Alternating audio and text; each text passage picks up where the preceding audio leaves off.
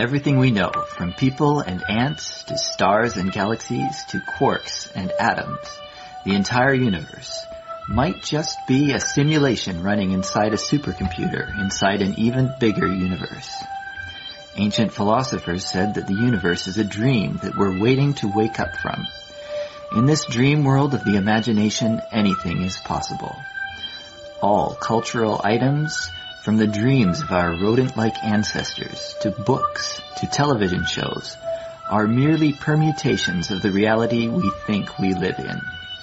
Today's age of computers and video games places simulations at the center of our cultural consciousness. A select group of us perform simulations for fun and profit, and we call them games, role-playing and otherwise. We live to run simulations. Join us on the Simulationist podcast as we explore our culture of simulations. Hello, everybody. Welcome back to the Simulationist podcast. This is the 153rd iteration of the show, recorded on the 9th of August, 2015. My name is Josh Trelevin, and with me, as always, on the other microphone, Ryan Kirkby, co-host extraordinaire. Co-host extraordinaire. Hey, Ryan, how's it going? Not too bad, all things considered. We got some rain this week, so I'm feeling particularly happy about my area of the ecology. That's good. Your area. What is your area of the ecology? Concerned bystander. I really can't do anything about it, but you know. Like that. Well, that's the thing is like everyone complains about the weather, but nobody does anything about it, and that's because we can't actually build a weather generator. Yeah, how come you're not working on that? I believe that require multiple engineering degrees. Okay. Also, my specialty is in the biological sciences. So unless you want me to get a whole bunch of cows to fart in unison to create a methane wind in a particular direction, I can't help much. What if I do want you to do that? Then you're going to need to get me some grant money to help orient cows in a particular direction. Okay. Well, it's probably doable. Listeners, if you have expertise in this matter, in getting grant money, we'd like your help on this. Definitely. We wouldn't mind getting some help. Because, hey, grant money, hooray! How things been going for you this week there, Josh? Oh, yeah, all good. Let me see. I went to more comedy shows. Very good. As I keep on doing. A lot. There was a lot this week. Almost every day except Wednesday I went out to something. Is Wednesday just not funny enough? Well, there wasn't anything. Oh, let me see. I don't think there was anything. Is Wednesday inherently unfunny? No, Wednesday is one of the funnier days, I think. But there was not anything on Wednesday. Well, admittedly, they do have to call it hump day to get people to snicker at it, and that's kind of, it's a bit of a cheap laugh. Well, I guess, technically I uploaded my other podcast, my... Yes. The ones I'm not affiliated with. Yeah, the ones that I won't let Ryan on. It's okay. I got to do some other stuff myself around the week. So, yep. So yes, you caught the last episode of the Daily Show with Jon Stewart, did you? Oh, I did. Yeah, that's another thing that happened this week. I guess I don't know how fiction simulation related it is, but it is television. He is fake news. And he comes out and admits that. There have been times he says, we do catch ourselves at a bit of a disadvantage in that we are fake, and everything we say should be interpreted as completely fake. And thus we have credibility ratings about on par with the other major news networks. The biting satire of Jon Stewart. I did watch the last episode of that. It was very cool. Very cool. It was neat. Because a little morose in some areas, I've been told. I imagine for some younger people it might have been really boring because it was a lot of just, here's another person, here's another person, here's another person, there's that person, hey, hi, here's that person. So, if you don't know all the people, then it would kind of probably not work too well. That's okay, because it's not for you young people. It's for the people that have been around the long haul. Like the 16 years he's been in business. Yeah, it's for us early 30s guys. Well, I suppose 40s and 50s people if you've been watching it from the beginning. Yeah, then that sort of person would get it too. You'd have to be paying real attention to the news as opposed to just watching it passively, sort of thing. Like, oh my goodness, what's going on here and here, and remember the names rather than just like, yeah, that name sounds familiar. So yeah, it's for that kind of person. And it's interesting because it's different from Stephen Colbert because he went to he had another TV project to go to. Well, I mean, the Letterman. He's taken over for Letterman. Yeah. So that's the whole difference between, like, when you quit a job, if you're quitting to go to another job, or if you just quit and to retire. You know, well, we know that Jon Stewart says he's not retiring. He's probably going to do other projects, but he hasn't actually specifically said, or at least not that. Maybe he has. I think it might be a little but, like rude. You know, it's like, hey, you know, like I'm going to hand the reins over to this young guy over here, but I'm going to be doing this project, and it's kind of like, oh, you know, like everyone follows him to the new project, and the poor new guy gets left behind. Well, except I don't think it would be. Competing. That's the thing. I guess, yeah, Stephen would be on a competing project, basically. Yeah. Because he's moving to another, you know, network. basically almost the same time slot, really. Yeah. Or pretty close. Yeah, and I don't think Jon Stewart is doing TV. I think he's, well, because we saw him he's doing movies. I really did like him in The Faculty, and I think he the fiction, like, yeah. The Faculty was a very good movie. Like sci-fi movies. Yeah, it was panned horribly. Death to Smoochie. Yeah. But I think, you know, like, he's, for so many movies, being, like, the fictional news reporter for the fictional news company in the movies, that's it. Yeah, do check him out in The Faculty. He plays a teacher, and I think, you know, he does have more acting chops than people are willing to give him for credit, so I'd like to see him do some of these other roles, appear as, like, non-newscasting roles in movies. I wish him the best in that regard. Yeah, well, I think the latest thing he did was what he wrote and produced, like a documentary. So I think he might be doing that sort of thing. But, well, I guess we'll have to see. So long as he's happy and it's financially successful, I believe no one can complain about what he does. Well, sure, yeah. Well, if it's financially unsuccessful, then somebody's going to complain. I mean, it's funny because, yeah, Jon Stewart, he does definitely appeal to sort of geeks and nerds and stuff, like he's that world. Because he's like one of us. Yeah. One of us. But I don't think he makes specifically, you know, sort of comic book type material, which is weird. Well, that's the thing is you don't have to do that sort of thing. Stephen Colbert is a very big nerd in his own way. Ask him anything about Lord of the Rings. And he is, like, authoritatively knowledgeable about so much of the entire swath of Tolkien's fiction. Yeah, and Colbert is also big into, like, Marvel Universe and stuff. Oh, yeah. I'm pretty certain he's taking that shield, the Captain America's shield, with him as he leaves. Oh yeah. I'll be interested to, like, didn't we have a whole episode on sort of the hero's lair, like Batman's cave? I believe we have mentioned that before. Yeah, and so, like, the Colbert set was like the Colbert cave. Yeah. Some of it more than others, so I think definitely that shield was always showing up in the background. Other stuff he changed out, like I get a new picture here or a new background. Well, every year he got a new portrait, and it was of him standing beside the last year's portrait, so they would sort of iterate into the background, like of pictures of him. Yeah, like those demotivational posters where one person puts it in top of the other, and before you know it, you can't even see the original picture because it's like 4 pixels wide. And it just keeps on cycling through like that, yeah. Yeah. But I'm pretty certain he took the Captain America's shield with him. Yeah, I will be interested to see when his new set is sort of complete and the way it's supposed to be, because I think it's going to be, you know, they're spending some money on it and really putting time and effort into it, trying to make it, you know, an American icon, or maybe I should say a global icon. I don't know. Because, us here in Canada are very interested in I know I will definitely want to be checking him out when he hits... Well, I can't even call it the Letterman Show anymore, can I? I just have to call it the Late Show, yeah. The Late Show. But just for decades, they've been calling it the Letterman Show because, you know, it's always David Letterman there, right? But, you know, time marches on, and, you know, I wish the best for Letterman as well. Is he finally getting married, or no? I don't even know if he is or Well, he's had the one lady in his life for like 2 decades or thing, but he's been married to his career. They say. Oh yeah, did they? Do they? Yeah, maybe time to hitch, relax. You know, live a wonderful marriage. Now he life. Can bother his family a little bit. Now he can help start. Become the center of a family. You know, adopt a few kids, just relax.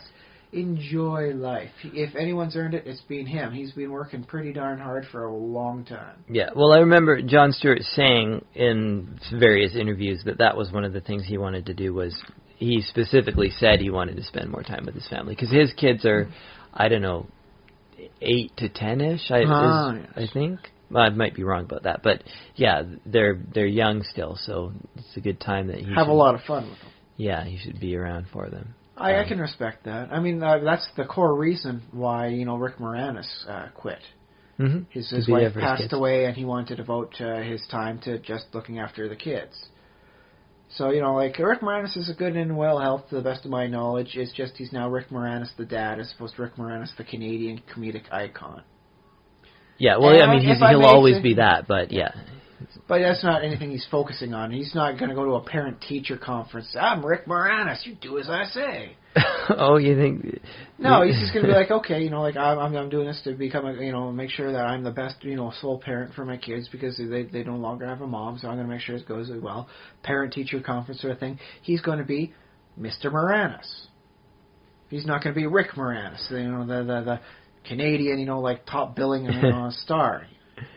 Yeah, sure. And so I can completely respect that. The old Ricky. Ricky to his friends, I suppose, but Mr. Moranis during the parent-teacher conference. Okay, yeah. And so I can respect that for him. I'll respect that for Stewart, and I hope I can respect that for Letterman, too, when he decides to finally settle down. Yeah, okay.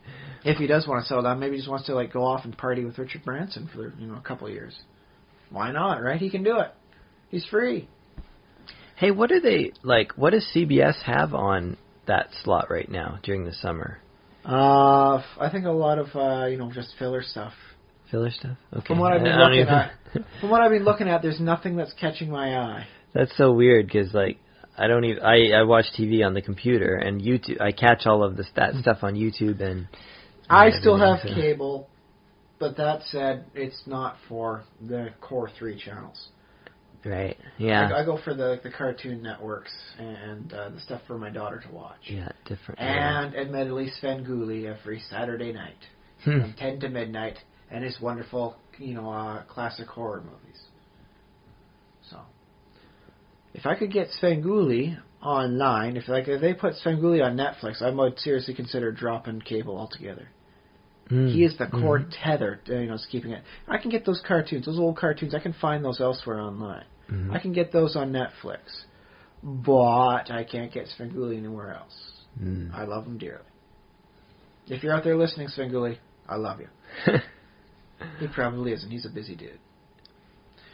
I say anything else in your world of fiction? Should we talk about what I've been up to for video games? Yeah. Played a bit of Minecraft, all that stuff. Anything in particular happened? Basically, I've just keep on working and building on my Mesa base. Mesa Base. And my weasel farm, and that it kind of got that up and running a little bit. So I'm making, but not automated. It's not like an auto, farm. Right? Yeah. I usually, most of my farms and stuff are manual. I think it's for the best. The concept of me realizing that I could have an auto chicken farm and have it slaughtered and all that stuff, and then having them breed out. It's like, what am I going to do with all those chicken corpses? I mean, I can only trade so many away to the villages before they no longer want any. So, yeah. So I think a manual farm is probably a good idea, although a little bit of, a farmland farming, is not too bad to have automated. Mm-hmm. Just so you always have wheat on demand. Yeah, true. Yeah. And I have a good design that I like of an enclosure that's a little bit sunk into the ground and with thatch roof on half of it so that the animals, in theory, if it ever rains, they can go underneath the... Oh, very nice. I'm going to have to start reconsidering that stuff myself. I'm going to have to tear down my entire, vertical farming operation and rebuild. Oh, yeah? There's just so much going on, so much change. I think I can do better. Mm-hmm. I'm always challenging myself. That'll be the 3rd vertical farm, and I'll do better than the first 2. Yeah, my base, it's starting to sprawl. It's starting to get to the point where I have farms so far apart now that if I'm at one area, the other farm is not loaded, so it's not growing. In that case, you might want to just look into a simple mod for an auto, loading block, so that as long as it's in that chunk, it's always open. Maybe that would be handy. Although, it does slow down your computer's performance. Don't get me wrong. Looking at what Mojang is doing with the with the new versions of the game, and they're sort of optimizing and making a lot of things a lot faster and smoother. Which is always a good thing. There's never too much code optimization ever happening. And so I've seen screenshots of people who load 200 chunks in either direction, and sort of take a picture, and it looks really cool, just this huge Minecraft world that you can see just forever. Yeah, I'm starting to slow down at about a 10 block radius, but I would love to see beyond that. Yeah, and so if I could if I could just wait for something like that to come out, then I'll have a bigger and bigger area loaded. Although knowing me, I'd probably keep it down at the lower distance and then just go with the heightened terrain elevations. Because they have some beautiful sights on there. Oh yeah, that's cool too. Yeah, the amplified terrain. Yes, right? yes. Yeah. And I've been told they're going to be doing something new with clouds in the 1.9 update as well. So different generations sort of thing. It'll work at different heights based on... Oh, neat. At least that's what I've been told. That's not a definitive guarantee. I don't have the inside voice on that. Well, then who told you? Or did you just read that on the forums? Or? Reddit's forums, just brief mentionings, sort of thing, yeah. I hope that's right, because I like clouds, but that static aura at just this one layer seems a little too easy and simple. Yeah, I always liked, people talk about, I don't like the square clouds. I always like to think that things are square in Minecraft, like the sun and the moon are square, and the clouds are square. I always like that part. But I would It's a go motif, for... it's a style, man. If you don't like it, man, why are you playing cuboidal worlds of Minecraft? Yeah. Well, but it's not like there's nothing that's square in Minecraft, because apples are kind of circular, and there's... I would actually enjoy cuboidal apples as well, just growing off the bottom of a tree. Yeah, good point. Just for a snicker. I mean, there's melons. Melons are square in Minecraft. But that happens square in real life, too.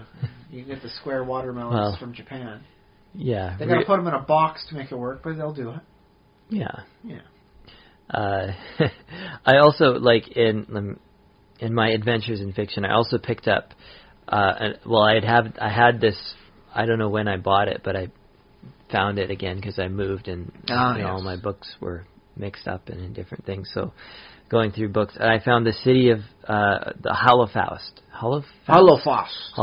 yes. City of Necromancers, which is a Dungeons & Dragons 3rd edition supplement written by the Sword and Sorcery Studios. And it is a description of, it's a little, probably 128 pages. Yeah. It's a book about a city that's you could have adventures in for your D&D campaign. That's the thing. I've had it for a while, and out of the entire Scarred Lands setting, I think it's definitely within the top 3 of my book recommendations to pick up. Oh, nice. Yeah. It might even be within the top 2 if I'm completely objective and don't reference the book I'm published in. Right. So if I have to drop that one because it's I have to abstain from that one, it's likely within my top 2. The concept is great. If I was to say to you out there, I say, imagine a necromancer. What pops into your mind? You picture some pale little bald-headed weirdo, sitting in robes in the middle of a crypt. Yeah. Whereas with Hollowfaust, the city itself is like a resurrected city. It used to be the city of Sumara. And then, we built it on a volcano, lava pops out, everyone dies from gas. It has that motif continuing on through. But now you have this gas issue in some of the underground areas. As well as the fact that if you're, working around corpses, you might have to be aware of stench. So what they do is they have large gray, scarves to wrap around. They keep it down normally because sometimes it's cold. You want to keep a body at cold storage. Right. So you keep it, keep your neck warm that way. And whenever the stench or the gas pops up, you put it up over top of your nose. And it's if you're down in where it's cold, you're going to wind up with condensation issues. So they've got wide-brimmed hats to help keep the water from dripping off their face and all that.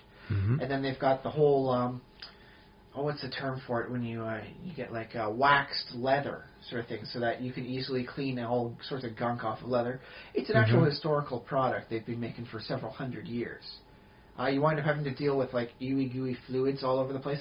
Get some waxed leather, and that way, I've got the goo on me. It's just just splash some water on it and it'll wash out.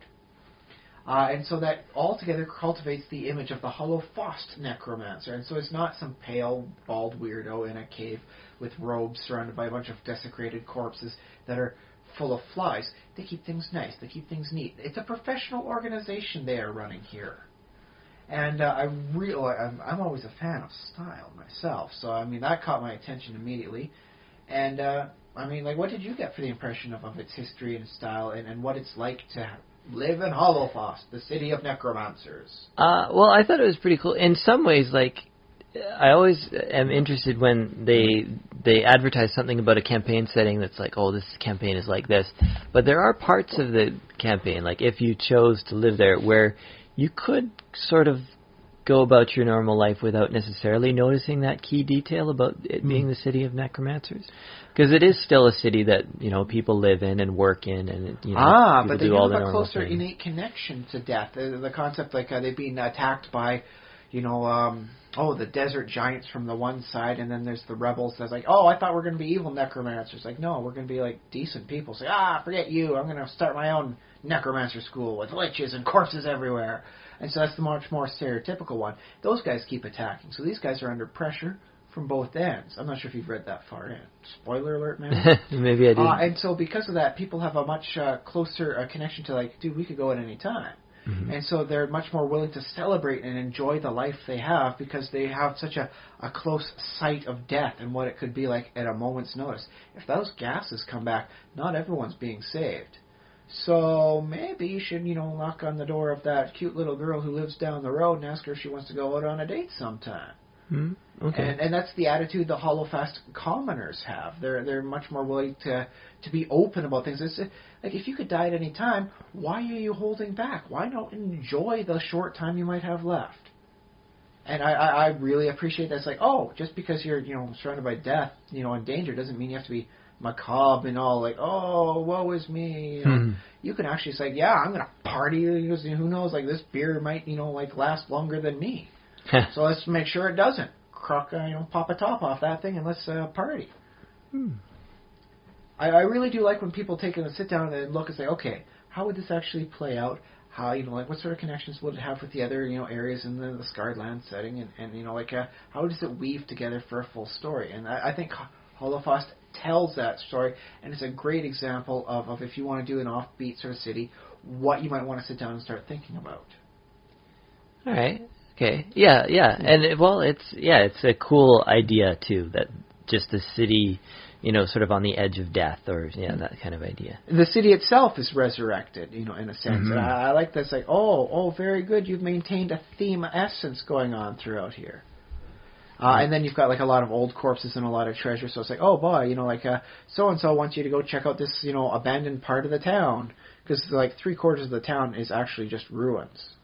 So it's like, go check out this area here. Then we have a potential lead at a wonderful thing. And now you've got dangers both environmental, gas issues going on. And then you've got your, renegade necromancers and the uncontrolled undead going on. And hooray, actual adventure location. And then you just go back to town when you're done.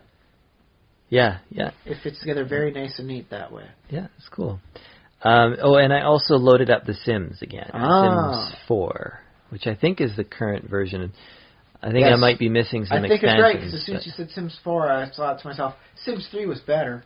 So I think, 4 is the current version. Okay, yeah. My crazy gamer knee-jerk reaction. But basically I just made a bunch of people, and that's about where I stopped. That's half the fun of the game, let's admit that. I mean, it's a pretty good, half the fun is making the characters, 1/4 of the fun is killing them, and the other 1/4 is actually playing the game as it was intended to be.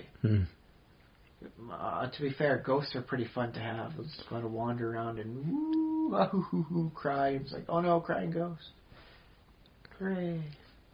Yeah, it's. I mean, I don't think I played Sims 3. I think I played Sims 2.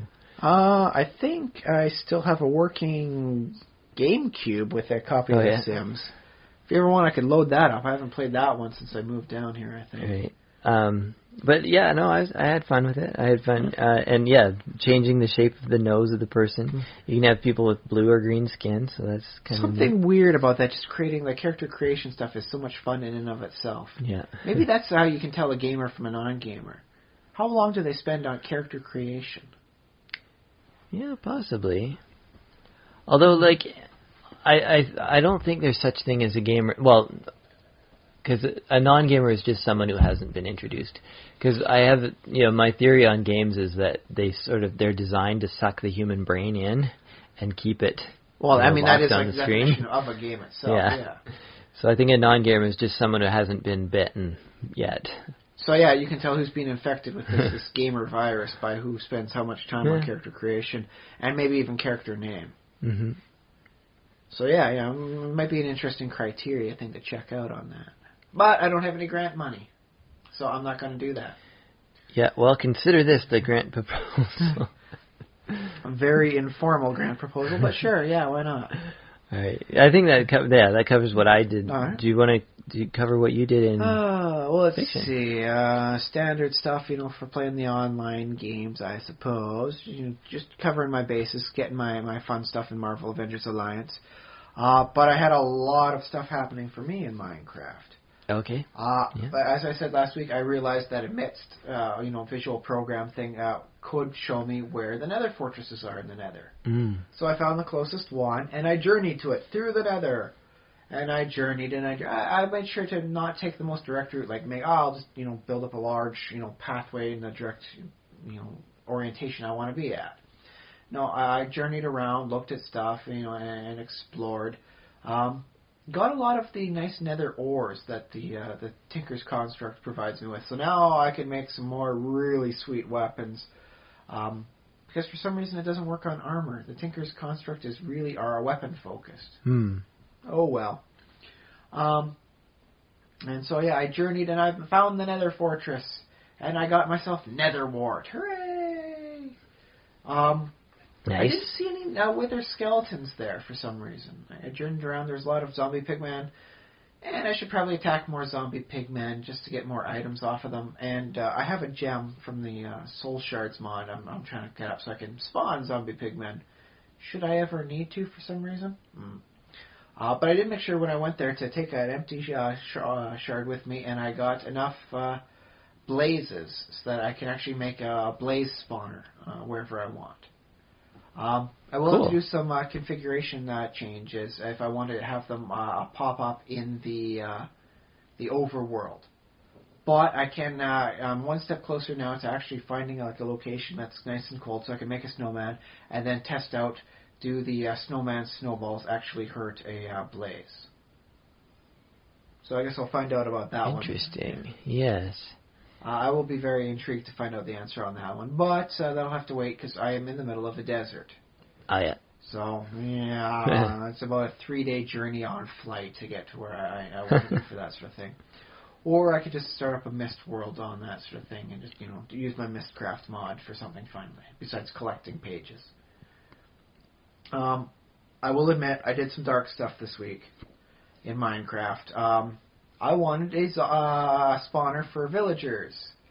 So I get 2 villagers and I move them out of town far enough away that they can make their own village. Mm-hmm. And I start up, a nice little town that can spawn, eventually breed up to 16 villagers, which means 1 golem as well. And then I've started to harvest them.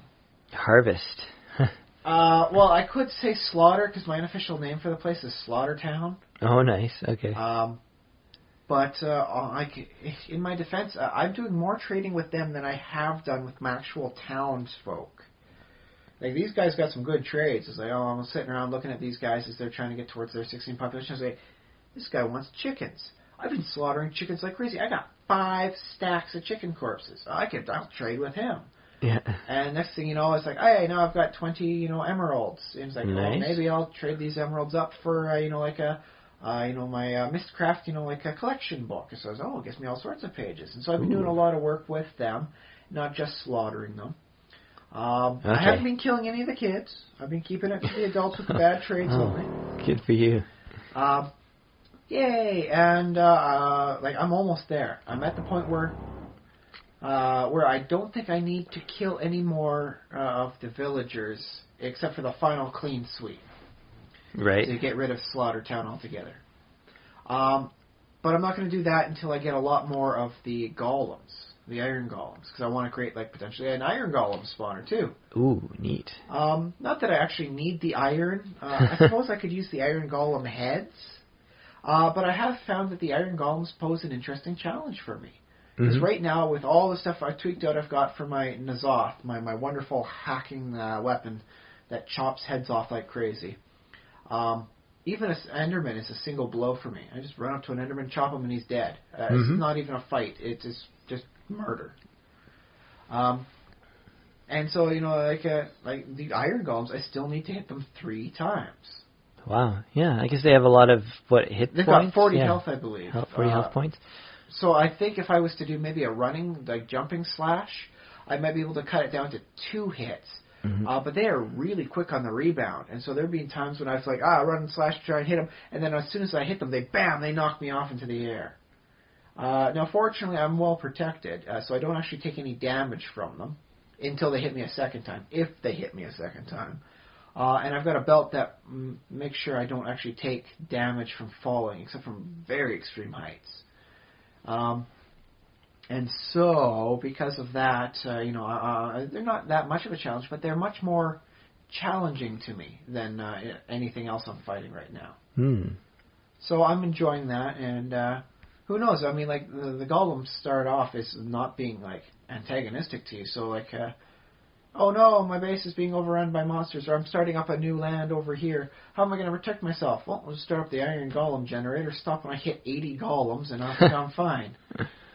That is where it naturally ends out. I can up the rate, but that slows my frames per second down. Oh, yeah. If I have like 300 iron golems walking around in the zone, it's going to be a little choppy.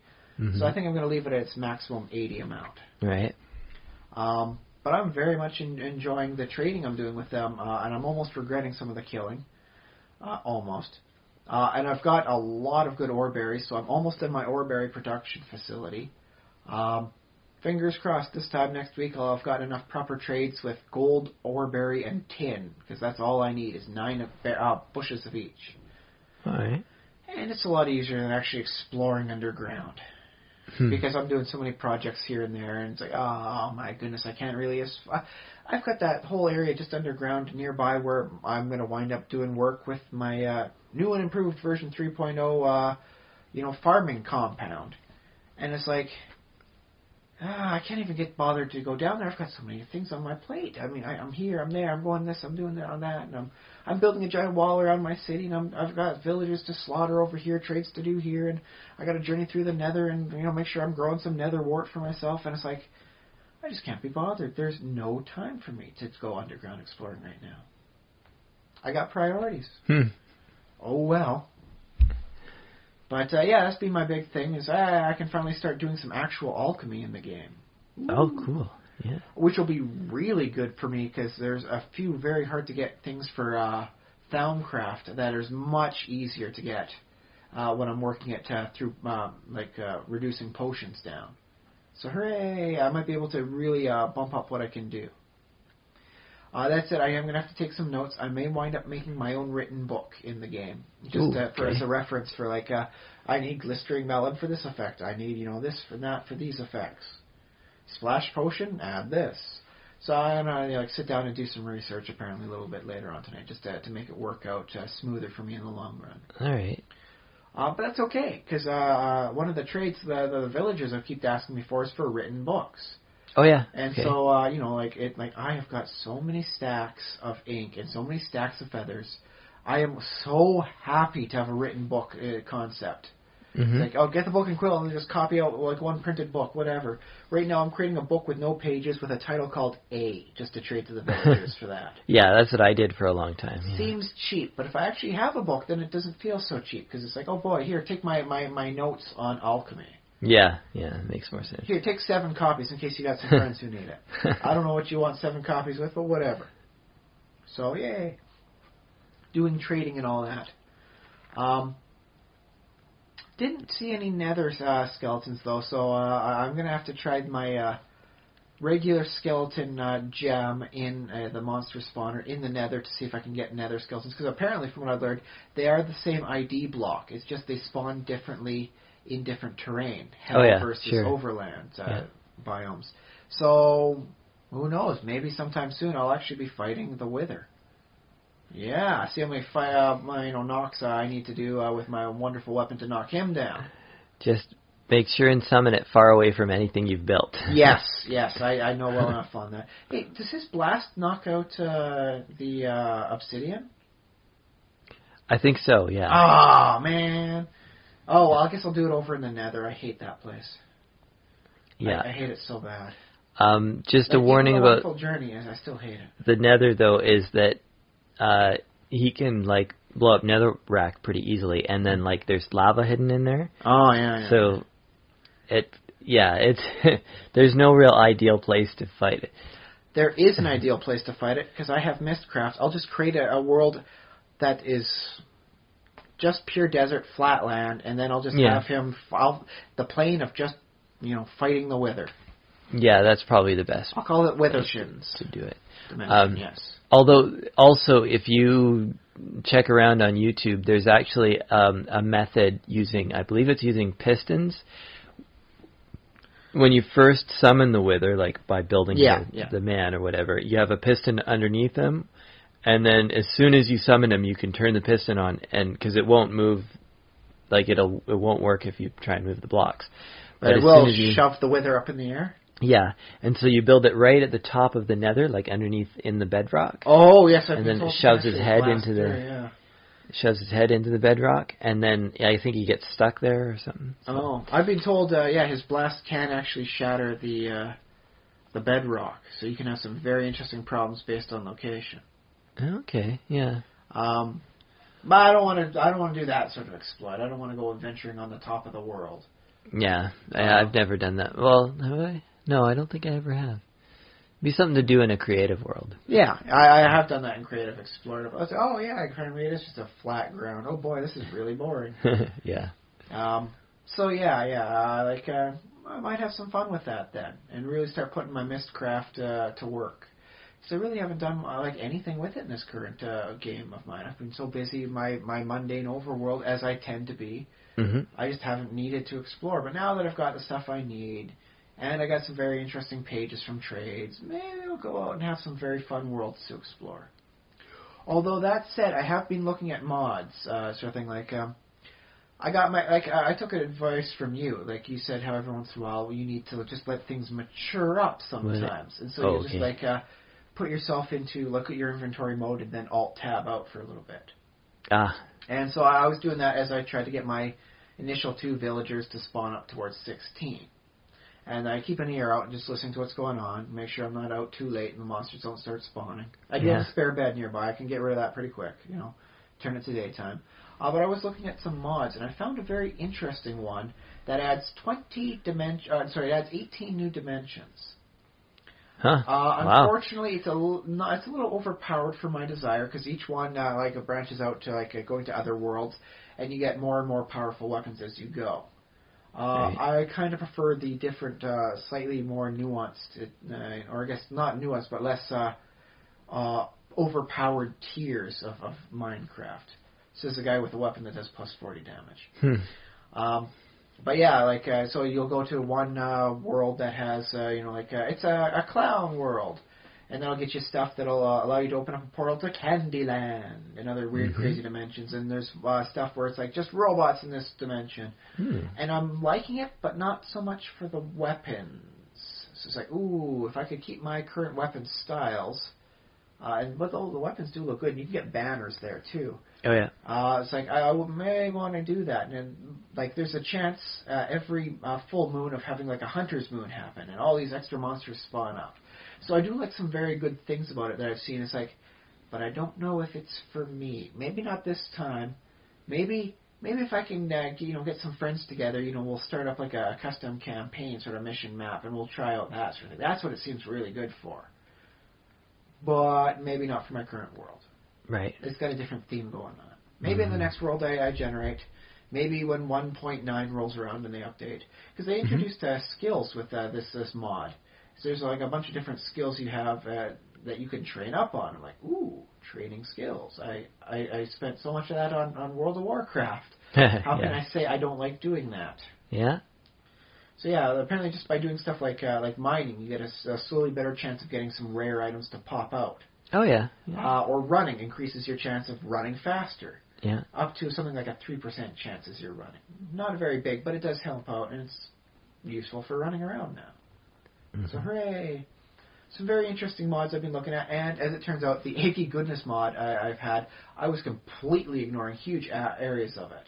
Like, I was just like taking the eggs and then turning them into soft-boiled eggs or hard-boiled eggs and eating them. Right, okay. And it's not bad, it's pretty good, but apparently if I take my hard-boiled egg with some bread, I can make an egg sandwich.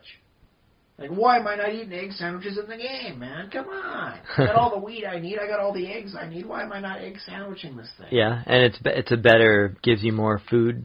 It's something filled. different. Okay. Yeah, yay, something different. And I'm looking around. There's apparently you surround a regular egg with 4 bars of gold and either 4 emeralds or 4 diamonds, and you create Fabergé eggs. Ooh. Yeah, wow. looking stylish. Can you eat those, or?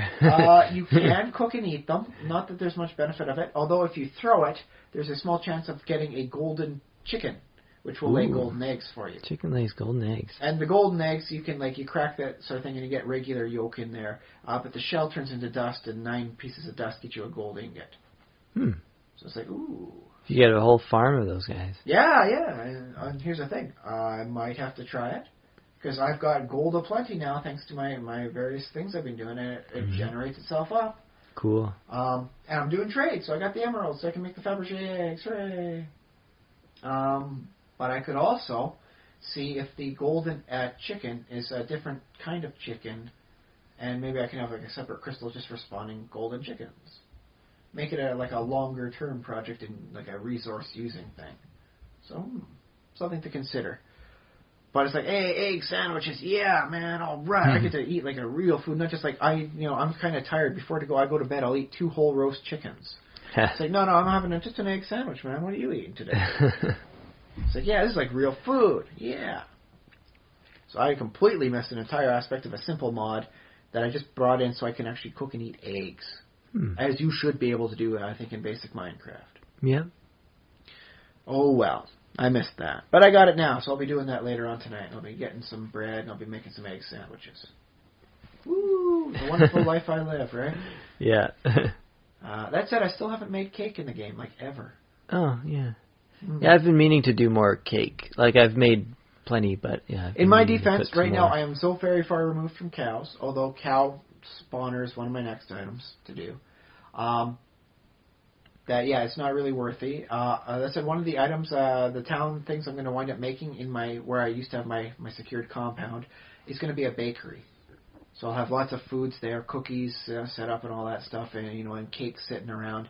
And it'll be a very nice sort of place where I'll store all my food. Because I keep 1 stack of food with me as I eat. And I was like, what am I doing with all the other stuff? It's just in a corner of my warehouse, area, just doing nothing but sitting there. I was like, well, why not make a small little nice bakery, make it look good, have some fun, and with my mods, maybe I'll just make a cake golem just to wander around and do stuff. Whee! Whimsy and fun. So, yeah. My plans for the future. Bakeries, hooray! Craziness. But that said, I was also doing a little bit of looking around at the magic items in 5th edition D&D. Okay, yeah. I really want to get a good sense of how they work before I start doling them out in my campaigns, right? Right. And I was looking at the magic items, and it's like, ooh, intelligent magic items. And then I had a thought occur to me. My beheading weapon in Minecraft. Could I convert that into a weapon in D&D? Well, it'd clearly be a Vorpal weapon. I put it as intelligent because right now I'm playing as I want to collect heads. So it'd be some sort of Vorpal weapon with a unique attribute where any head it chops off stays preserved. No rotting heads around. Although you might have an interesting situation whereby if you chop off a vampire head, you'd wind up with a talking vampire head for the rest of eternity. Which would be a little weird, but hey, it's got style and it's awesome. I guess I'll allow it. And so I'm looking at the stuff here and I'm thinking, you know what? That's not an uncommon thing to think, can I convert this wonderful, cherished weapon of mine into something else in, different campaign style, different world, different game. Okay, so like from Minecraft to Dungeons & Dragons. Yes. Okay. And I mean, I am far from the first person to do that, and that's where we're segueing into our concept for this week is getting inspiration from other sources and all from that. if you're making a D&D campaign, you can get inspiration from. You can take an item directly from Minecraft. Yeah, and it doesn't always translate out because plus 40 damage. Like, what the heck is that going to do? So it doesn't convert damage-wise over, but the vorpal quality of taking someone's head off, that'll still count. That counts easily. The fact that it's got regeneration on it, thanks to the ball of moss I put for one of its things in there, means I could effectively use it as one of the weird, sentient item quirks of it being indestructible. You have to go through excessive means to destroy it, because it will constantly, heal itself back up again. And not in a regular way. It'll, it won't be just like, oh, no, you can't destroy it like the One Ring. It'll be like, yeah, you can chip it and bend it, but it keeps forming itself back. Okay, yeah. So yeah, it's got a very nice creepy motif going on there. Yeah. But, I mean, that also works with other concepts I've had from real world. Like, you were mentioning before the podcast how Io, one of the moons of Jupiter, they're looking at the various images they've taken, how they've got, there was a big old, lava lake sitting around. Yeah, they found a lava lake on Io. Which, I mean, is, I guess, nothing special in Minecraft. I mean, there's lava lakes sitting all over the place on the surface. Mm-hmm. But I was explaining to you how, in other areas, of just our solar system alone, you've got some very interesting things. Most of Venus is, if not molten, it's just sub-molten category. And because it's so molten in liquid and all that, its tectonic activity is much faster.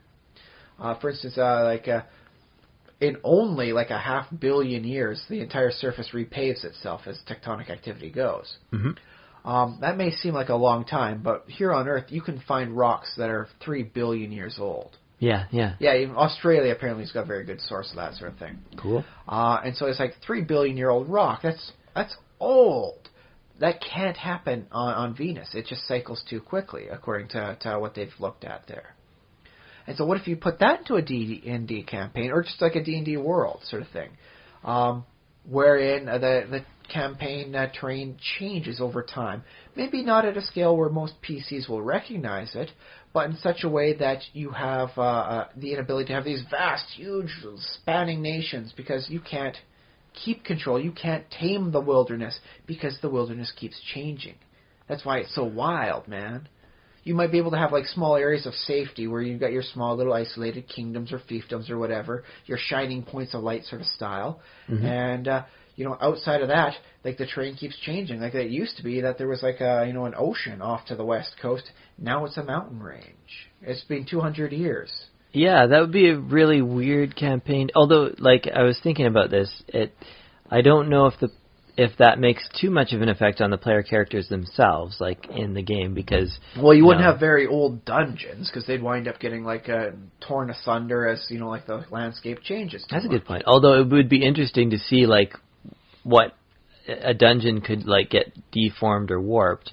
Oh, yes, twisted. There's some very interesting things about that, especially take a regular dungeon, now put it on its side as the whole thing, just shifts, and now you've got your vertical dungeon instead of horizontal. Yeah, or submerge it in water or something like that. Oh, yeah. So it's oh, yes, it used to be, the desert oasis shrine, and now it's underneath about 50 feet of water.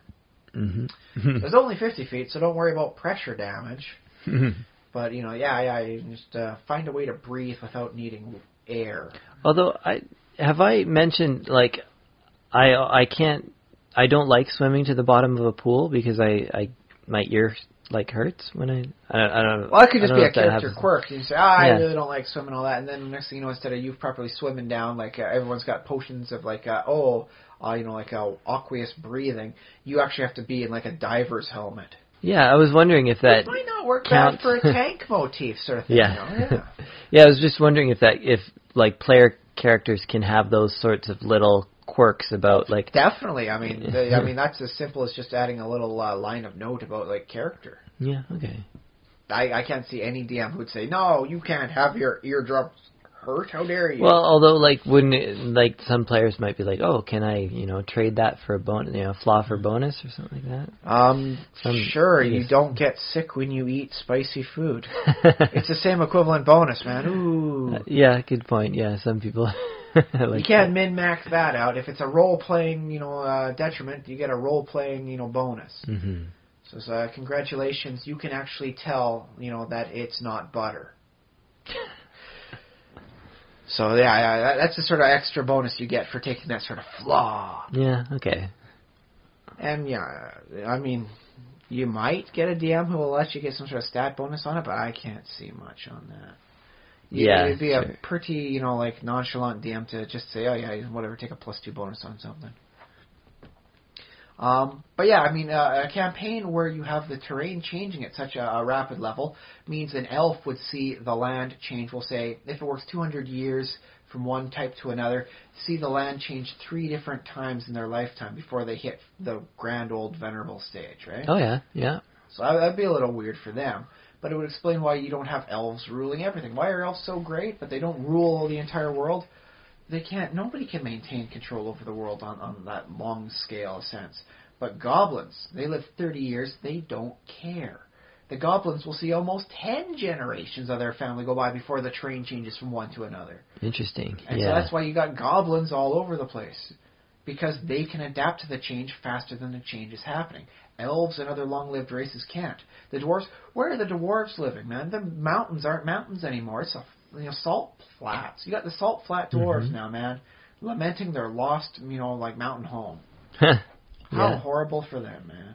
Well, unless they continually move. That way, maybe they take advantage of that. Maybe dwarves wind up becoming a nomadic race of miners, in which case they're loving this situation because there's always a new mountain full of riches just down the way. I like that, yeah, because it would, I mean, I guess we're talking sort of fantasy reality, but in sort of geologic terms, when mountain ranges rise up, they're bringing minerals up from maybe even like diamonds that require super temperatures and pressure. Weird, like the mountains are actually growing. Like, oh yeah, I drop mountain seeds down, and a mountain will grow up in a few hundred years. Sort of craziness, right? Yeah. And so in that case, a campaign with that sort of flux in there changes how dwarves are, changes the power of the elven power. Like elves are so great power base. Well, but wouldn't elves be a little bit like... they might be more towards the sylvan elves, where it's like, we just keep moving with the seasons and with the terrain. Yeah, but they should have like sort of foresight and sort of know what's going on. They have a lot of lore and knowledge and mystical stuff, so they that's the thing, is you can have foresight as to a storm coming. That doesn't mean you can't stop the storm. Right, but you could build a ship or batten down the hatches or something? So maybe take a note from like those elves from the Dragon Dice setting, such as it ever was, and just say, they've got these, they've made these wonderful ships. They've become a nomadic race that lives in the sky, because the sky is always the sky. And you might have a bad storm, but it won't last 200 years. Yeah. So that then your elves are a little bit more sylvan natured, but you still got the high elf sensibility of I make magic items. I'm just liking the idea of like this sort of race of beings that live in flying ships and sort of nomadic culture. I think that maybe it doesn't even have to be elves. That'd just kind of be a cool thing into its own. Okay, well maybe we'll spend some time working on that at some point. We'll put a pin in this then for a race. I think it works beautifully as a concept. You can do a feather and leather sort of style, make a post-apocalyptic thing.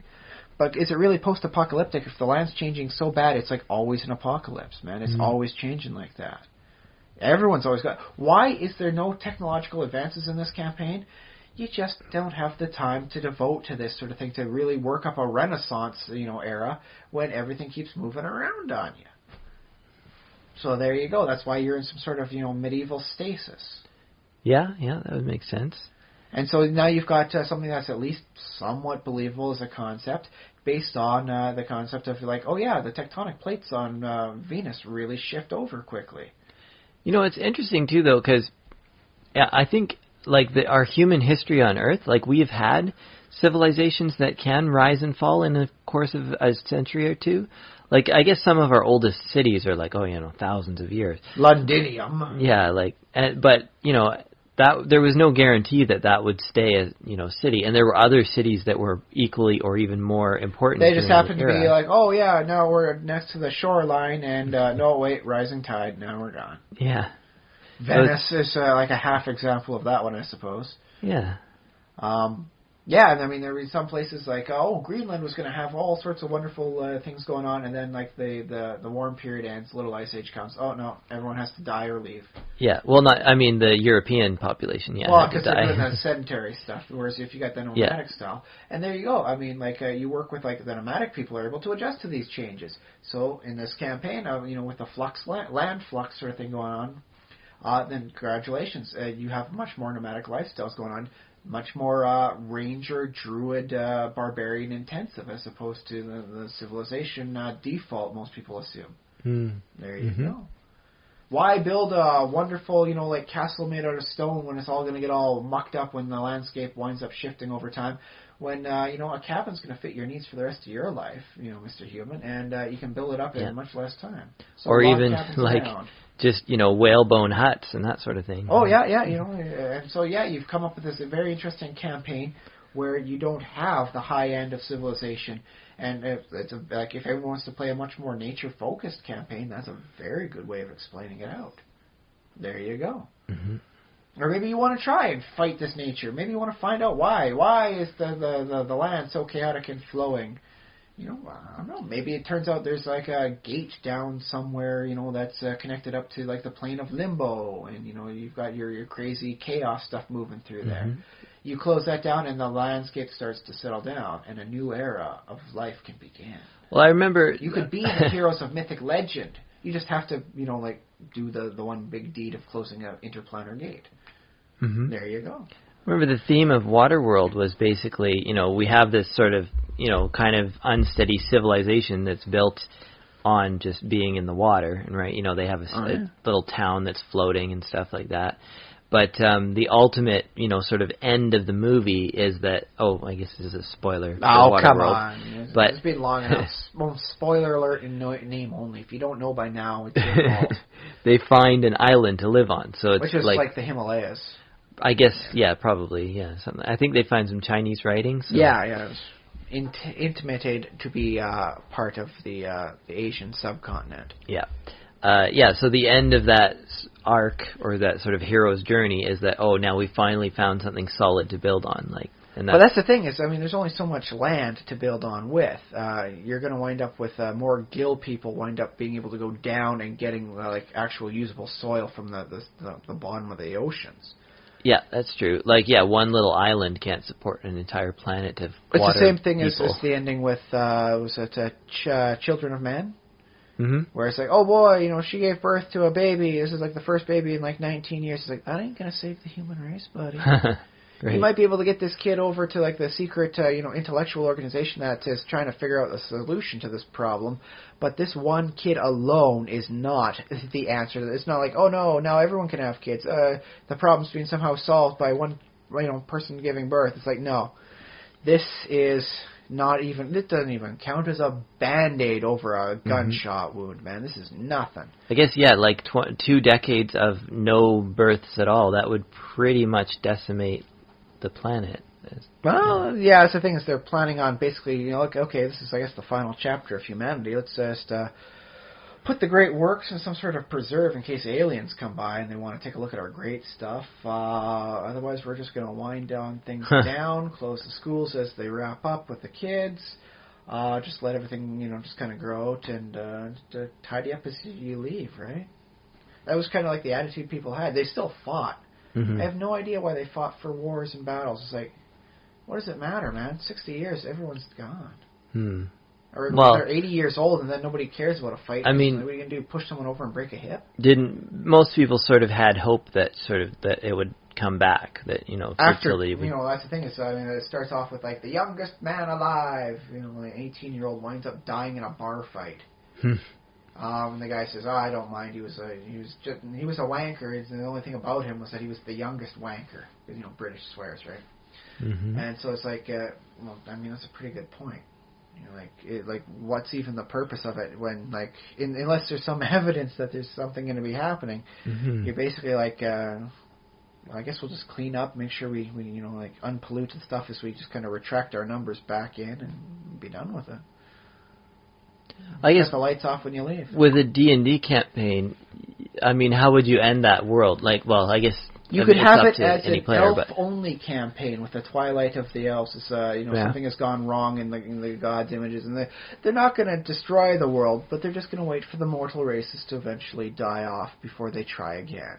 Yeah, and basically the world continues in that sort of chaotic, like mountains rising and falling and oceans coming and going and all that, just without people. Maybe that's how it was always supposed to be. Maybe intelligent life was supposed to be something else, and just like, that wasn't supposed to happen. Some more weird, crazy cosmic quirk. But then, do the players find out about that? Yeah, what would that mean to like religion if it turns out your race, all sentient races, were some sort of crazy mistake that wasn't supposed to happen? It's just kind of all over the land. It's like, we don't. Why do the gods not tame the lands and set them in, a permanent formation? Like, why would they do that for you? This is how the land is supposed to be. You're not even really supposed to be here, buddy. By our good graces, we're letting you be here. Well, I mean, I guess sort of my real life view of sentient life is that it is basically an accident. Without evidence of a supreme power, there is some interesting conceptual, I guess maybe theological evidence that states that as a system, an open system progresses on, complexity will increase. Mm-hmm. So long as it's not like a closed system where entropy will eventually take over. An open system will eventually increase in complexity until sentience is almost a given over time. So, parts of the environment are able to adapt the rest of the environment to themselves. And and that's just like how the cosmic law goes. As a situation evolves, it will get more complex, just based off chaotic permutations, and eventually you'll hit some sort of replicating effect where cellular life. And then that takes into a spot, and then you eventually grow up into something that will manipulate the environment around it, and sentience evolves out, and so it's it will happen. I mean, we're not some sort of grand design, but we are an inevitable outcome. Yeah, I can go with that. Yeah, I can say that's... It does make me feel a little bit more special, but without having to think that I'm the center of the universe special. Well, yeah, because if it's like you say, that sort of nature almost drives towards that just because of the rules of mathematics and just how things fit together and how entropy sort of works or doesn't work, or so could we work that into a campaign style then? What's that? Wherein I guess you don't even need divine influences. It's just like intelligence and this sort of thing will happen. It has to happen based on the cosmic law. Well, one problem or would that just be a little bleak for a D&D campaign? Well, because when you say that, this is how it is in cosmology, I keep thinking of what the actual characters would have access to, and if that was the case, if they lived in a world like ours, we don't know if we're living in a simulation or something like that. We don't know what is out there beyond the laws of physics. Or what if it works out to another sort of twist sort of thing where the gods do exist, but they only came about because of the consciousness of sentience. Sure. And that they are the ultimate outcome, and we are just like the penultimate outcome. But again, these are stories that your people in your campaign world can tell each other, but there's no way to say, that's definitely the truth, or maybe. But then you work it out as there is a definitive way to prove it, but the gods are hiding that. Yeah. And that they came up with the story that they came first, and thus you must serve them because they created you, not they exist because of you. Yeah. Thus, they really are indebted to you. You could have a wizard discover the secret, that'd be like the horrible secret, and now he's being hunted by the gods for his profane, heresy. Yeah, and would he be a good guy, or do you think he'd probably just be neutral? He's just exploring the nature of the universe when he came to the conclusion. Oh.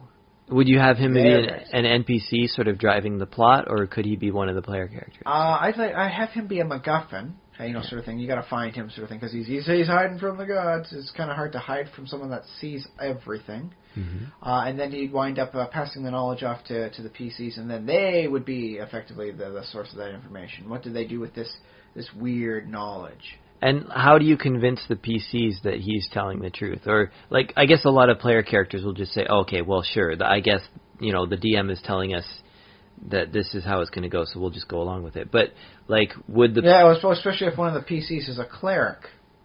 Yeah. It might be pretty hard to convince him on that, because it's like, dude, this is my worldview. I guess the NPC could, like, make an Arcana check or something. Well, I suppose you could do it, like, with prove. like a history sort of thing, like, the God A was like this, and then when, these group of people got put into the fold, their ideas took over, and thus the God changed to match their ideals. And thus the God A is now God B.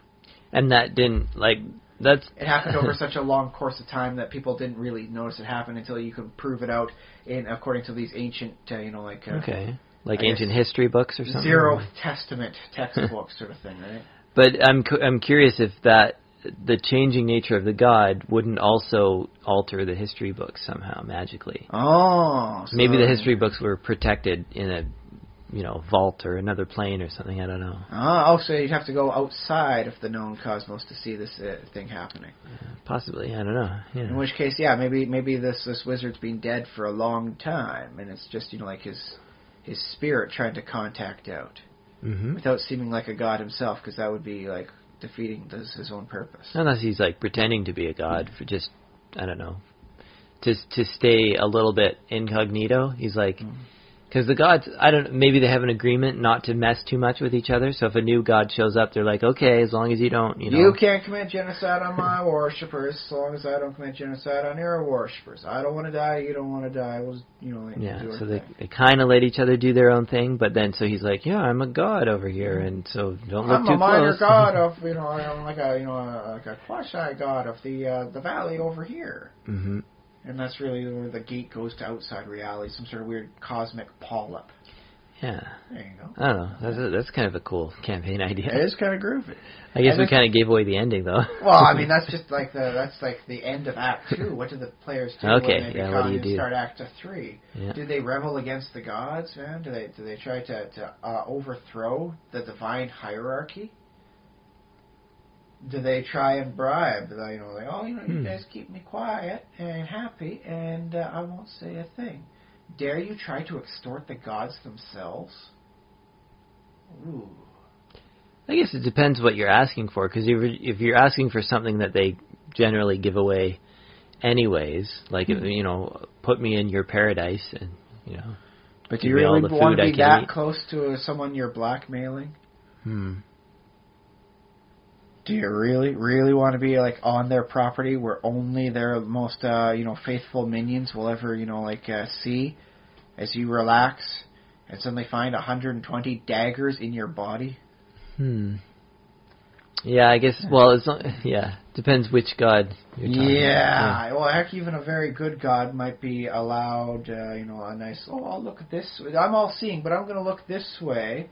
As I let this horrible god of murder just kind of walk around on my plane for some reason, and oh no, you're dead. How did that happen? Something like that, maybe. Yeah. So you might have to be very careful on that sort of thing. And so in which case, the game becomes definitely not a hack and slash campaign, right? But it definitely works itself into a very chess maneuver, plot myself carefully sort of thing. For the right group of players, it could be a very intriguing campaign, something that really occupies their brain for weeks on end as they try and slowly figure out what the heck to do with this horrible, horrible, burdensome knowledge. So yeah, I mean, how does that sound for you? Yeah, no, that sounds like a cool idea. So how did we got that? Because the planets are always shifting. as like something we learned from according to this one theory of reality, it might be that intelligence is an inevitable outcome of the universe. Oh right, yeah. But the other implication for that is that if intelligence is an inevitable outcome, then it's inevitable that it will happen in a bunch of different locations. Yes, and that's why you got your different races: your elves, your dwarves, your humans, your goblins, your whatever. Or if it was lizard folk, whatever space campaign, like where you could go to other planets, you could find. That's why you would find aliens. There is a very odd theory I remember hearing. Now, what's the chance of a particle of matter being spontaneously created? It's very, very small. But, like there's a chance, according to cosmic quirks and all that, that a piece of matter will be created with its antiparticle, and then due to the quantum foam thing that might exist, the antiparticle gets removed, but the real particle's there. Oh, yeah. So it's a very small chance, but it's a chance. Right.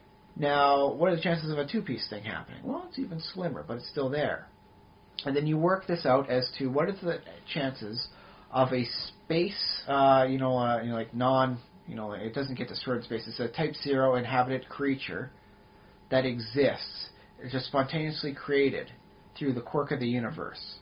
It's very, very, very small, even by mathematical numbers. Well, it won't happen in the age of the universe, basically. It might not happen, okay. But the universe is very, very large and very, very old. And so there's this interesting theory that over time, these alien brains with different ways of thinking may wind up outnumbering our brains and our way of thinking simply because they keep popping into existence as like, quantum quirks. Mm-hmm. And so that way, you get this weird thing about like normal intelligence versus these crazy alien intelligence, the abomination stuff you get in D&D. Ooh, that's kind of cool. Like a Lovecraftian world. Yeah. The chance that Cthulhu will spontaneously be created in the universe is a non-zero number. Oh, yeah. Work that as a campaign thing. Like all of a sudden, something just pops into existence that's, big and powerful enough to eat gods. And all of a sudden, like you're in like a post-apocalyptic campaign because nothing you did. No magical nukes get set off anywhere. It's just that a quantum quirk happens, and now this god-eating being has destroyed, the underpinnings of reality because he ate the gods that define them. Oh no, that ain't good. But it makes for a very exciting campaign concept. Yeah, I like it. Yeah. A nice campaign, and basically you just wind up being abominations ruling over the world and cutting swath as they so see fit. Add touches of like the far realms, sprinkle that around where things get particularly nasty. Yeah, it's like maybe as the universe gets older, the likelihood of that happening increases, and you've hit some sort of weird threshold in your campaign where you're on a positive feedback spiral, and the universe is really coming to an end. Wow, that kind of sucks to be you. Harsh. How are you going to play this campaign out? You going to fight against the end of things? Well, I guess you going to try and reverse depends. this thing? Are you trying to kill enough horrible, eldritch abominations that you might be able to stop the positive feedback loop? Now, there's a hack-and-slash campaign concept for you. Right, stop the end of the universe. Stop the end of the universe by killing everything you can get your hands on. Well, except for, like, your townmates and all that, right? Kill all the horrible abominations. Kill all the abominations. Yeah, that pop out of nowhere, into existence, and then you gotta kill, man. They're like spawning in like World of Warcraft. They just keep spawning up, man. Mm-hmm. You just gotta find a way to kill them even faster. Stop that positive feedback loop, and slow it down. Give yourself more time. Keep killing faster. Level up more. Kill faster until you finally face the big bads and really deal a blow and finally set the course back, onto a more conventional reality. Right. Well, yeah, there's a hack and slash game. You just got to come up with enough abominations of all around the whole level line, so you can kill them from level 1 to 20. Yeah. So that ultimate sort of goal is to sort of bring the world back into sort of that stability that you kind of knew everyone enjoyed before. This horrible thing, decided to eat the gods. Yeah. In which case you still don't have gods, but hey, if you work in with that concept of they're like an emergent property of enough sentience, they will come back in some form. Mm-hmm. Could you like tame them or make friends or like sort of learn to deal with them in some way? Some of them I could see being just like gibbering, like insanities, and other ones would just be actually malevolent. My existence is hostile to your reality, and thus, if you're within like 50 feet of the thing, you take 1d6 damage per turn as it melts the world around it. How's that sound? So not everything, but sounds difficult to work as a game per se, I guess, because basically you just run away from. I mean, this is the Call of Cthulhu thing, like. Well, Call of Cthulhu in a D&D campaign. Yeah, kind of inevitably gonna die. But it doesn't mean you can't go down fighting. Yeah. And actually, with some of the stuff I've seen in 5th edition, you can bring people back at least once a day with some of these magic items. And their charges. You have some magic powers, Yeah. So you manage to survive long enough, you can survive even longer. Wow. Yeah. So is insanity sort of a different substance than magic, or is magic like an early manifestation of the unraveling of the cosmos? That would be an interesting concept too, wherein by the more magic you cast, the more you unravel the universe. Yeah. On the other hand, you could have it be insanity as another form of magic. Okay. Sort of thing, and thus if you go nuts enough, you gain innate and magical style powers. In which case, I definitely make it an NPC sort of thing, not something the PCs can do, in this case. And I'd make it, let's say, like, you know how in previous editions, like, what defines an artifact? In the shortest possible sense, an artifact is something that allows you to break the game. Right. So you'll do something that is like, no, there's no rules covering this, and it says you're not allowed to do this, never allowed to do this. Artifact says, yes, I can. So that's just what the sort of magic powers would wind up being like. It'd be basically like them cheating. Yeah. And maybe you get angry about them cheating, and then you want to kill them, and really, it's like, oh, I hate these things so much. I want to kill each one of them. I hate how they cheat. Cheating cheaters that cheat. I hate them. Just kill them all. Is that the attitude you would have, like, as a human being, as yourself, as Ryan? If as you suddenly found playing the campaign, it's like, I hate these things, so my character's going to hate them as well. I hate them so much because every time I fight them, they're cheap fighters, and I hate them. But if your house was being invaded by, just say, like, little interdimensional beings, like, once or twice a day, one would pop out in your kitchen or something, and you could kill it fairly easily. But if you didn't get to it really quick, it would, like, cause a bunch of damage. And, like, ants. Yeah, basically ants. Yeah. But they would, like, warp reality around, like, certain areas of your house. Like, can't go there anymore because there's a little hole in reality there. No, I gotta wait for the reality to naturally just, soothe itself back. So I really gotta keep them out of this area. Yeah. So you gotta fight them off. Definitely make certain that I'm watching that corner so none of them pop back up. But, I mean, that's the weak part of reality. That's where they're going to pop up most likely, so I got to get them moving faster. You could set up, like, a trap up there, or something, build a ghost trap. It's a logic trap. It defeats their insane minds. Oh, yeah. I would hate that. I mean, I hate if they got to my bookcase. That'd be like having, bookworms get into my stuff. Oh, they've ruined my tapes, man. I really wanted to watch, Evolution with my daughter. Now I can't because the tape's all warped and out of reality. I like that, like, if they change the books or something, they change the language, or they just change what happens in the book. So, it doesn't actually delete the text. It's like, oh, that's weird. That ends differently now. Why is it all Enochian here? Like, I gotta learn a new language. It's all hieroglyphics. Actually, I'd be mildly amused by that, but slightly annoyed whenever I had to actually consult the resources. But I might consider putting some storytelling books next to that, just to let it work out. Just to see what happens. Yeah. I got 250, and then sell them. I got 250 stories of the Brothers Grimm. I'm just gonna put it here and come back tomorrow and see how things go. The wolf did what? With the Three Pigs and Red Riding Hood? This is one sort of oh wow, this is the weirdest messed up fan fiction I ever read. That said, no one else has claimed it on the internet, and it's been warped, so I'm doing it myself. Actually, we should just, we don't need that reality hole. We could just probably invent something like that. And just well, that's the thing is I'm imagining this being the really crazy sort of reality, like with the Zalgo stuff where things get really weird. So it'd be I don't know if I could come up with that sort of craziness that happens. And if anyone would actually be wanting to read it, sort of thing. Yeah. But, I kind of like that campaign style, especially if you keep it with a medieval sort of style, unless you got to fight to set reality right. The gods can't do anything to help you because they were powerless against the craziness of the being that popped up.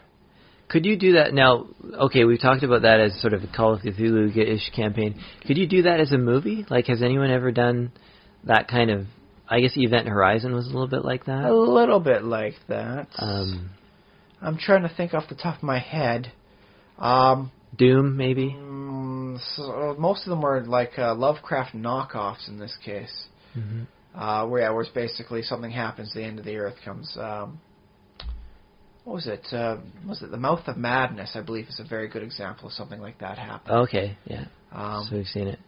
That's the thing is I've been told I've seen it many, many times, but I have a very hard time remembering anything of it. It wipes your memory after. Or I've been drinking every time I watch it for some reason. Yeah, that could happen, yeah. I don't know, I'm not a big drinker, so the weird thing is whenever I get drunk, it happens to be on TV. I don't know, something like that. I also wonder a bit, how satisfying is it as a story? Because humans we need that we like our stories to resolve and to go somewhere. Well, that's the thing is, if you fight hard enough, this thing would resolve. I guess, yeah. You set the world right once again. I mean, we talked about the faculty, and we talked. But with this is horrible, movie. Cthulhu Rising sort of medieval campaign. It would definitely be more towards the hack and slash style. In which case, it might not work for all players. So in which case, as we say with everything, run this concept with your players first. Like on a scale of 1 to 10, what's your ranking for hack and slash out of fun or potential there, Josh? Oh, 8. Whereas I know some people at 10, everything else winds up being 0. Man, if it's not a hack and slash campaign, it bores me. I just want to, kill things, loot them, and go on to the next bit. Mm-hmm. And don't get me wrong, that's good fun for a night. Get everyone together. Okay, who's with us? Okay, now you're going to go into this random tomb and just loot and kill everything. It's not bad. You don't need a big plot all the time. That said, I always see it like empty calories. It's good, but it doesn't fulfill you deep within.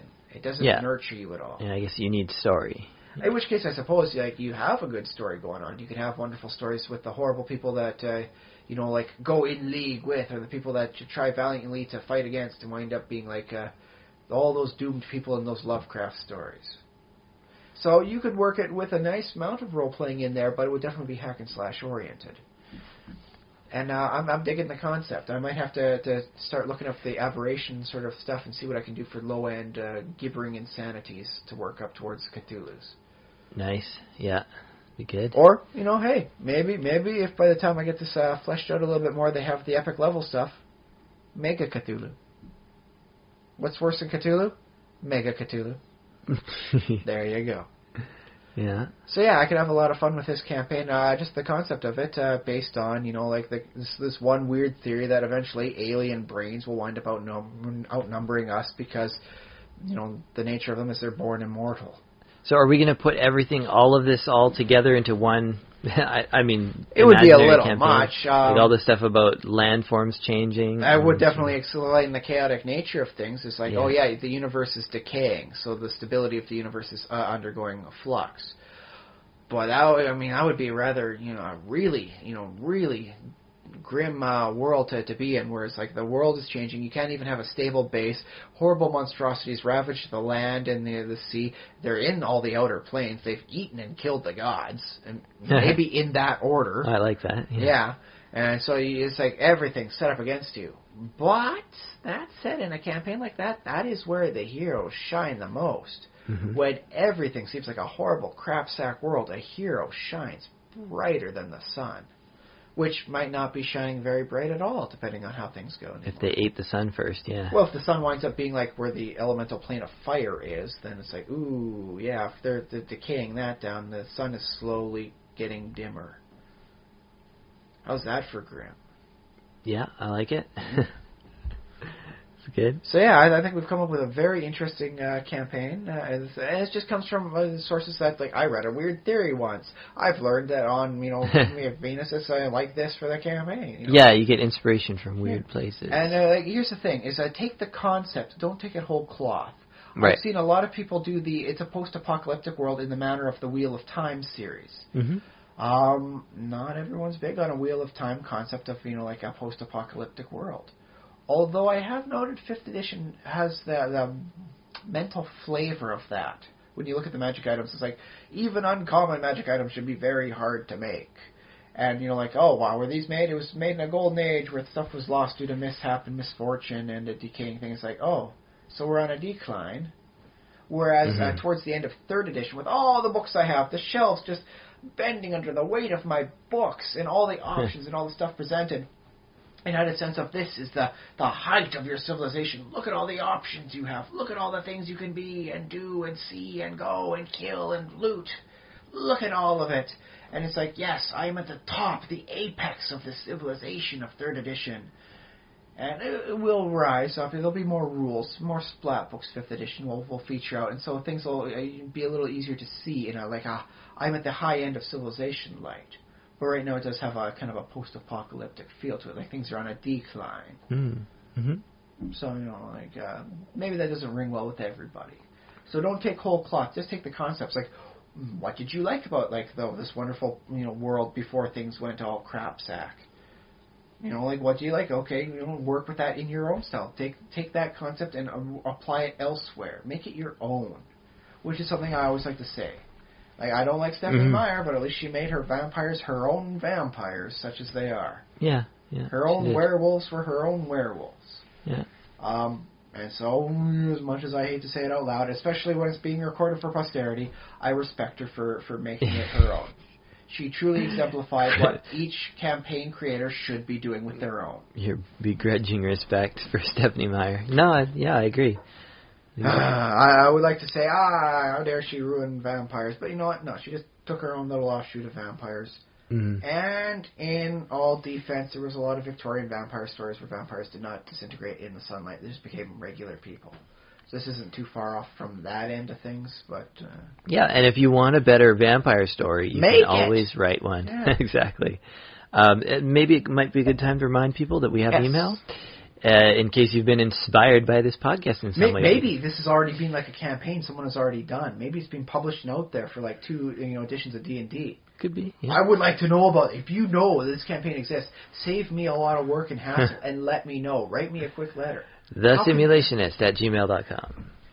Go to the Facebook page, Facebook/TheSimulationist. Yeah, you can join the conversation there, or you can go to our YouTube channel, youtube.com/TheSimulationist, or just find us on iTunes, write us a review, or whatever you want to do. You can tweet at me at SpaceBoot1. That's SpaceBoot numeral 1. All Twitter. One word, no underscores or anything. Right. And, you can also, what can you also do? Tell a friend. You can also share with your real-life friends, or make a new real-life friend. You know, go to the library and just, accost random people and say, do you know about Dungeons & Dragons? Do you know about Call of Cthulhu? Then you need to hear the Simulationist podcast. Not a bad option. I prefer more subtleties myself, but if that's all you got for your social skills, go for it. Definitely. If you think to yourself, it's like, I've come up with pretty good ideas, but I don't think I've got a full campaign. Mention this podcast to your friends. Say, hey, give this thing a listen to. And then come to me with all your good ideas, and we'll see if we can't put everything together and make a silly putty ball of a campaign of wonderful ideas. Yeah, very cool. And you know what the best part about our topic tonight is that it encourages you to partake more fiction and more reality. Yes, indeed. That way, it's like, no, I'm not loafing off in front of the TV just watching whatever's on there. I'm watching Nova. I'm learning about reality. I'm going to come this is inspiring my mind. It's enriching me. Watch Mythbusters. See what myths they come up with. Mythbusters, yeah. And then figure out different ways to explode things, because, hey, that's how it goes. Yeah. Look at stuff up on YouTube. Read some books. Go to the library, your local library. Pick out a random fiction novel. Give it a bit of a read. If you don't like it, return it. Didn't cost you any money, just a little time, right? Mm-hmm. And if you do like it, congratulations. There's another source of inspiration for you. Yeah, absolutely. Go to your local gaming store or used hobby store. Find something that's been out of print for a little while, and this is just sitting on the shelf for $5-10. Maybe you've never given the Palladium system a try. Maybe you want to give Riffs a look at. Maybe there's some good ideas you can get inspired by there. It's I really like this Humanity Rising from the Ashes concept that they're giving me here. And I don't really like their weird, crazy power levels thing, so I'll probably set it down a little bit better, back this off here. But I think I can work with this. I like this concept here. Maybe the good guys, in air quotes, shouldn't have skull armor for everything. Maybe I'll work with something else. Maybe I'll make a campaign sort of thing. Maybe it teaches you that, there is no good guys. The humans rising sort of thing, trying to get this nice human nation back, from the horrible, dimensional beings. Maybe they're not good. Maybe this magical nation of Tolkien isn't 100% pure. Maybe they got some ulterior motives here.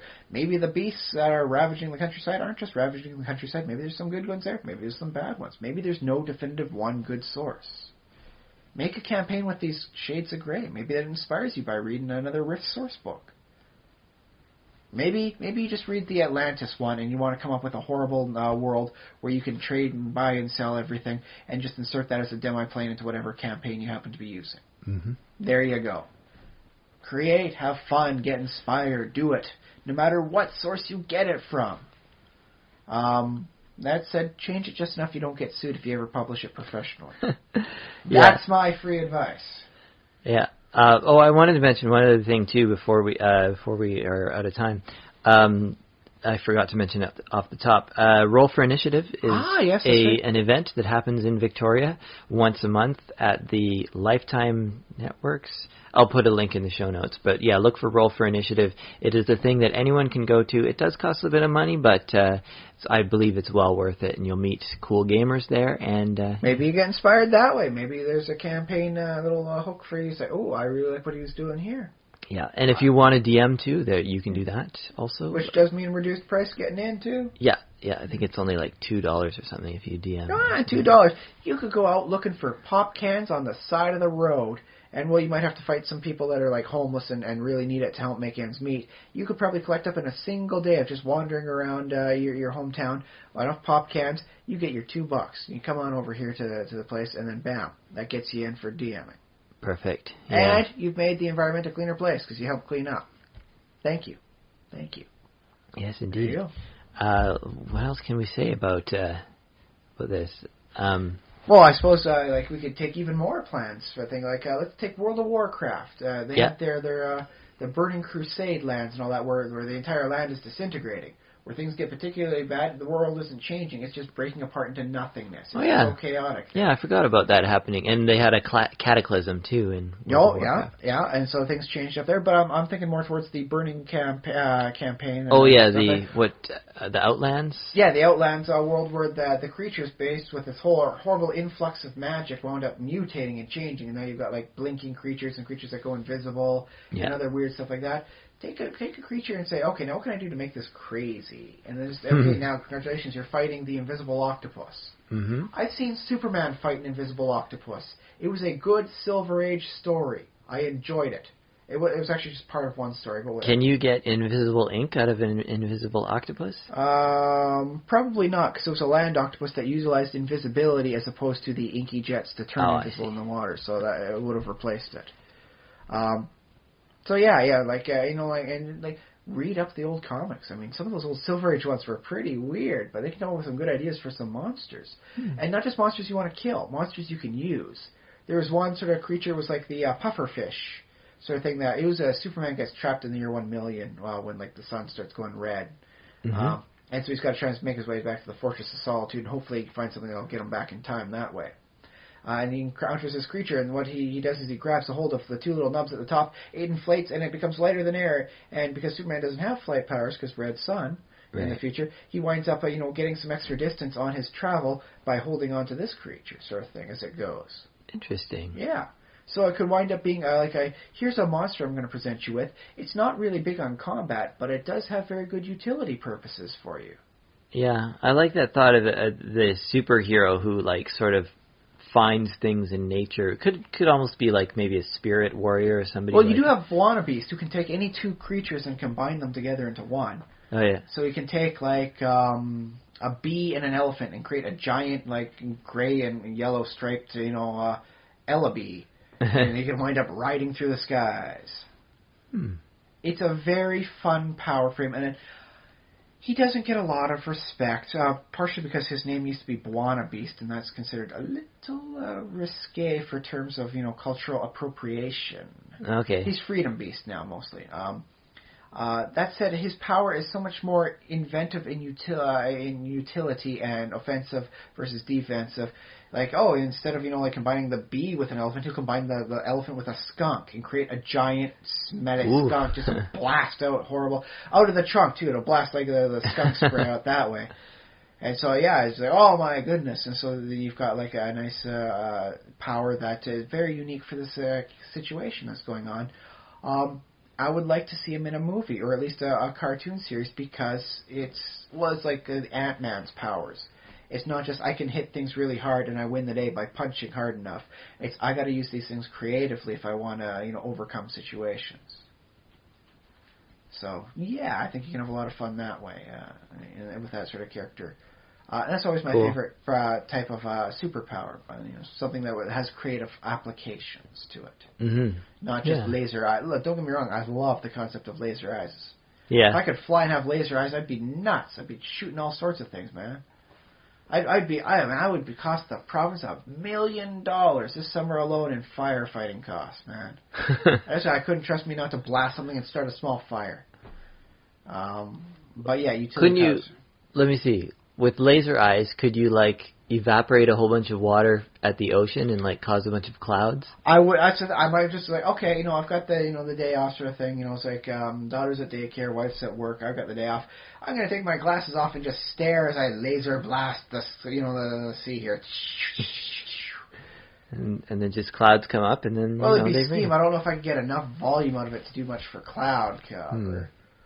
Unless I could do more than just laser pinpoint sort of thing, and just like if I cross my eyes and get like some sort of like wide range sort of thing, then I might be able to get enough area like vaporized. Get like a reverse lens or like a concave lens on both sides, and then stare through that. It'd have to be the proper lens, because as they stated in the Silver Age Superman, regular glasses melt under his lenses, but the eyeglasses he wears actually come from his spaceship into the horn. That's why his horn rim glasses is really hard to trim it down. So you have to come up with a bulky sort of glass style.